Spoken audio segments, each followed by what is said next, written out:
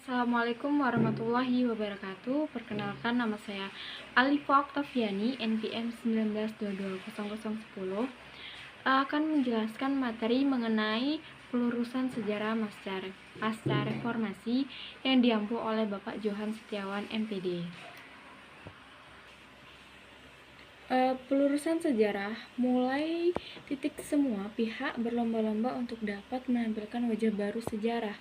Nah, Indonesia bahkan tidak jarang juga melibatkan penegak hukum wacana pelurusan sejarah oleh sebagai sejarawan yang menganggap bahwa sejarah dibengkokkan menjadi sangat kental sekali menghiasi media massa pasca reformasi.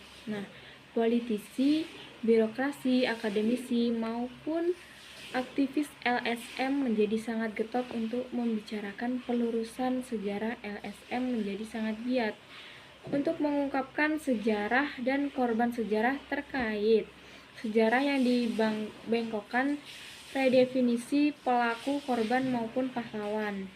Nah, dapat memberontak menjadi sangat kental dalam hal ini seminar-seminar penelitian, penulisan dan publikasi sampai bedah buku tentang korban-korban peristiwa tahun 1969 menjadi agenda Harlan, terutama oleh para aktivis yang mengatasnamakan HAM. Namun demikian, tak dapat dipungkiri bahwa bagaimanapun juga negara juga memiliki andil yang cukup besar terhadap materi sejarah nasional. Nah, sehingga ketika tidak sesuai dengan mainstream, negara cenderung represif.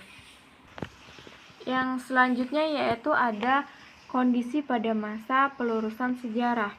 Nah, kondisi itu terjadi sebagai implikasi bahwa ternyata menulis sejarah, terutama sejarah nasional atau kolektif, memiliki makna politis.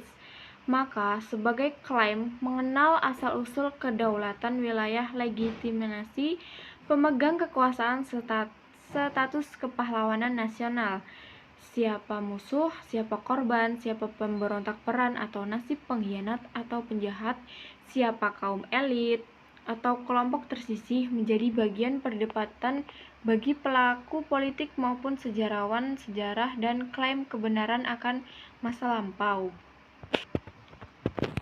akan menjadi penting karena kesadaran sejarah memiliki fungsi untuk memperkokoh identitas nasional ataupun kolektif menurut Bambang Purwanto dan Ratna Saptasari pada tahun 2008. Tidaknya terdapat dua faktor yang membentuk kondisi tersebut. Pertama, pembentukan pengetahuan sejarah tergantung pada penguasaan terhadap sejumlah sumber daya nasional yang memungkinkan rekonstruksi, reproduksi, dan sirkulasi pengetahuan tentang masa lalu.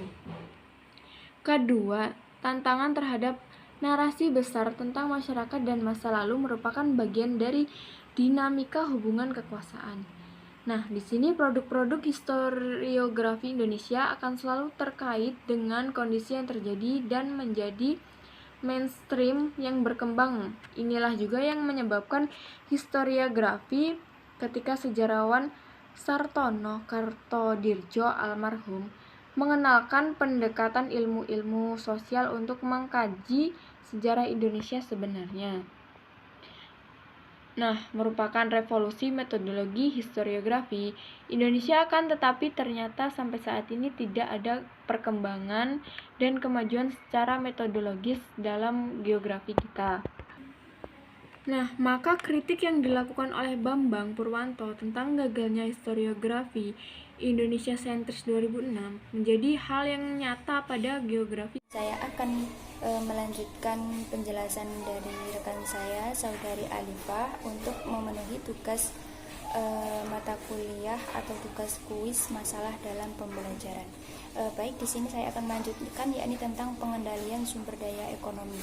Nah, Presiden Soeharto itu memprediksikan salah satu implikasi globalisasi yang harus diantisipasi adalah adanya instrumentasi ekonomi untuk tujuan pengendalian suatu negara oleh negara lain.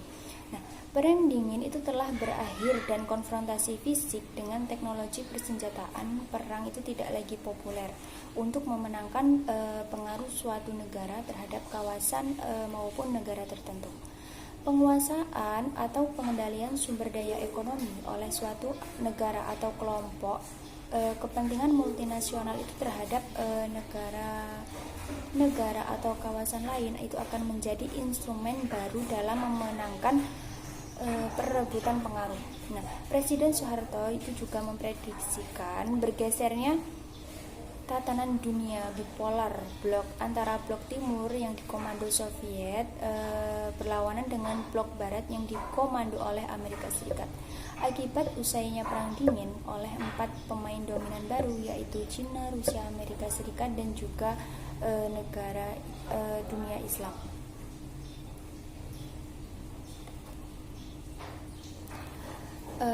Baik, yang selanjutnya yaitu tentang yang kedua, yang tadi kan yang pertama, terus yang kedua ini tentang agenda rehabilitasi nama baik PKI. Nah, Presiden Soeharto itu merupakan musuh besar bagi kader-kader dan simpatisan PKI. Melalui insting militer dan kesepakatan spiritual pada tahun 1965, kala itu masih Maijen, berhasil menghentikan kudeta PKI yang berambisi menjadikan Indonesia itu sebagai negara komunis. Nah, keberhasilan ini ditorehkan pada saat kekuatan komunis internasional berada dalam masa kejayaan dan jauh dari berakhirnya Perang Dingin yang ditandai oleh runtuhnya blok komunis. Nah, Presiden Soeharto itu Presiden Soeharto itu bukan saja menjadi aktor utama dalam menjadikan PKI sebagai partai terlarang.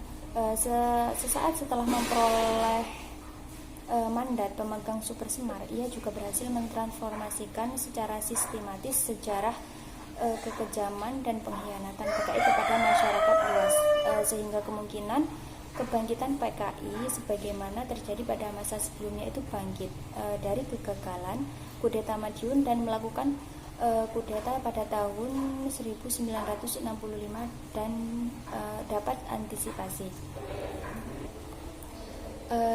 Dari penjelasan saya dan Alifa itu dapat ditarik kesimpulan bahwasanya banyak hal yang mendorong timbulnya reformasi pada masa pemerintahan Orde Baru, terutama terletak pada ketidakadilan di bidang politik, ekonomi, dan hukum. Pemerintah Orde Baru yang diperintah oleh Presiden Soeharto selama 32 tahun ternyata itu tidak konsisten dan konsekuen terhadap tekad awal munculnya Orde Baru.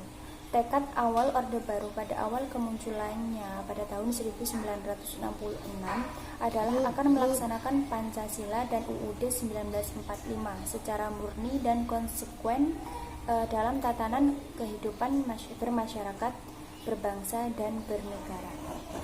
Jadi cukup sekian penjelasan yang dapat saya sampaikan dan rekan saya sampaikan. Kurang lebihnya saya mohon maaf dan kepada Allah saya mohon ampun. Saya akhiri. Wassalamualaikum warahmatullahi wabarakatuh.